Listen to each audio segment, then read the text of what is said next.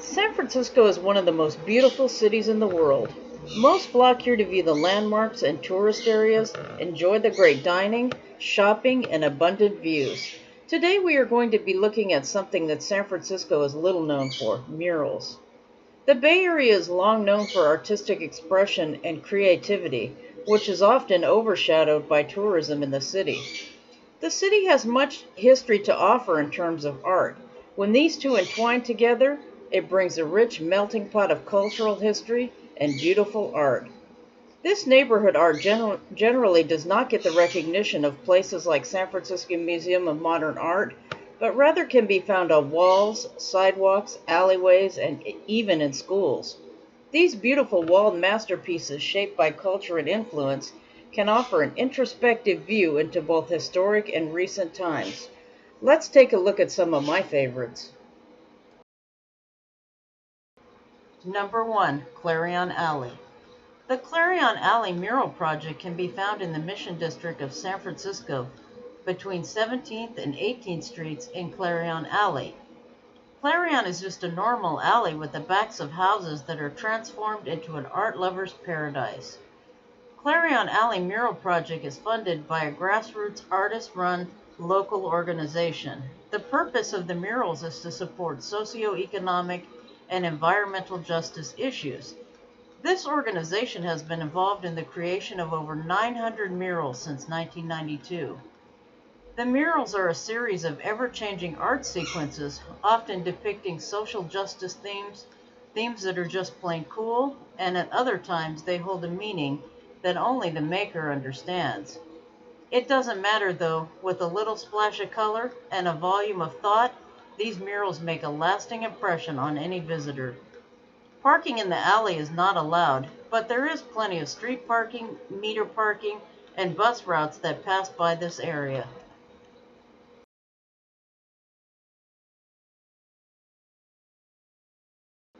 Number 2. Balmy Alley. Balmy Alley is another collection of beautiful, ever-changing street murals.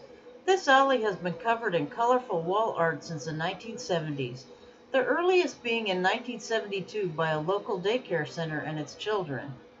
Two local women living in Balmy Alley soon followed, painting one of the first paintings in the alley. These women got together with other female artists and became known as Las Mujeres Muralistas. The creation started out as an expression of local artists' feelings toward human rights oppression and political abuses suffered in their homelands. Lately, these murals have morphed with a broader spectrum of social issues in the city itself, such as gentrification, racial equality, and police brutality. Both Balmy Alley and Clarion Alley are open for tourist viewing all day. You can also see them on various tours for a $20 per person fee with Precita Eye Tours. They offer both a narrative in-person tour or a self-guided tour. It's easy to find street parking in this area, both free and metered. It is also on a few major bus lines and close to BART. Number 3. The Coit Tower Murals. Coit Tower is a little-known place for viewing beautiful murals in San Francisco. The Coit Tower structure itself was funded from a bequest from Lillian H. Coit in 1932. The first floor of the tower is where these beautiful panoramic murals that cover 3,000 square feet of wall space can be found.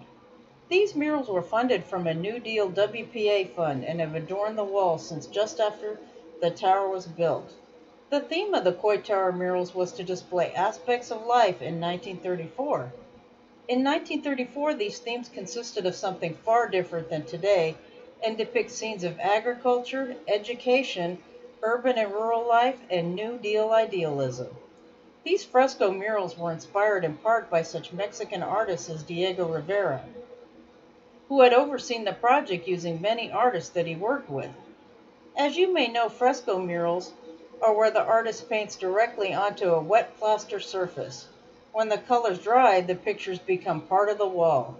This process makes it difficult to make changes because a portion of the wall must be chipped out and replaced.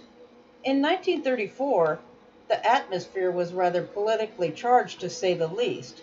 It is said that the artists included communist symbols into murals, which were later replaced. These murals are free for the public to see. You can view them on the first floor during visiting hours. You can park on the street at the meters or any of the local city garages. Number 4. SF Beach Chalet Restaurant. The San Francisco Beach Chalet is the second place on our list to be adorned with WPA murals from the 1930s era. The Beach Chalet was built in 1925 as a city-run restaurant with beach changing rooms. In 1936 and 1937, funding from Congress helped create the beautiful WPA murals that still exist today. These murals adorn almost all wall surfaces of the first floor. These fresco murals are also WPA projects and generally depict the everyday life of idealized workers in the 1930s. Some also depict important figures in San Francisco at the time. Today, the Beach Chalet is a beautiful upstairs restaurant with a panoramic view of the Pacific Ocean. These murals are free to view and can be seen anytime the building is open. The parking lot is free, as is the Great Highway parking. Number 5. Rincon Center, Post Office Annex. Rincon Center is a complex in the South of Market area in San Francisco. This complex includes shops, restaurants, office, and apartments.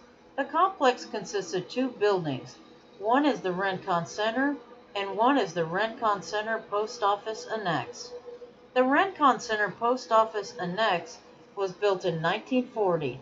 It is in this building that you will find the beautiful walled murals. This building was a former post office and is set up as such, with 3 floors. At its peak, there were from 1,000 to 1,500 postal workers employed in this building. The building is listed on the National Register of Historic Places. In the 1980s, the post office closed, and the Rincon Center was created with the old post office annex. The interior lobby houses 27 murals, painted by Russian immigrant artist Anton Refregier from 1941 to 1948 under the WPA. The murals are painted in the tempera on gesso style. This style uses transparent colors on a gesso medium. It is a complex process that you can look up further if you are interested. The murals are in the social realism style, which depict mostly San Francisco themes and themes throughout California history. At 2 points in history, the fierce opposition to the murals almost led to their demise. One such attempt ended up in front of the Supreme Court. Communist themes were commonly either included or hidden in most murals of this era. The opposition to this political governing caused much opposition to many art projects after World War II. The mural project led to the preservation of the building. The early opposition in this case probably saved the murals and building because they became known. San Francisco city guides offer tours of the mural history and building history. There is a suggested donation of $20. These donations help promote the mural history and help the tour program remain running. I would not suggest street parking in this area as the signs are inconsistent and tickets and towing often ensue. It is best to take a driving service. Public transportation is available but not recommended. Number 6. Pan American Unity Mural. The Pan American Unity mural by Mexican artist Diego Rivera is perhaps one of his greatest contributions to American Art Society at the time. This mural was commissioned for the San Francisco Junior College Library in 1939. It appeared at the Golden Gate International Exposition in 1940, where additional panels were completed. Pan American Unity is a fresco mural painted on 27 separate concrete panels. This setup allowed for this beautiful mural set to be transported from Treasure Island to City College San Francisco and eventually loaned to San Francisco Museum of Modern Art, where it sits until this summer, where it will be again transported back to its home in City College. This amazing mural depicts many themes popular at the time, but also seeks to depict the marriage of artistic expression of the North and South on this continent. Much like other murals of its era, It drew awe and controversy over depictions of communist themes, specifically dictators Mussolini and Hitler, which are depicted in different panels. Direct or indirect reference to communism was not tolerated, and there was a small movement to destroy this magnificent mural set. In the end, I would guess people realized what an amazing work of art it is, and that explains why it is still referred to today as one of Rivera's greatest works. This mural set can be seen at San Francisco Museum of Modern Art until the summer of 2023. This exhibition is free to view on the first floor of the museum. When it returns to City College, you can also view it for free.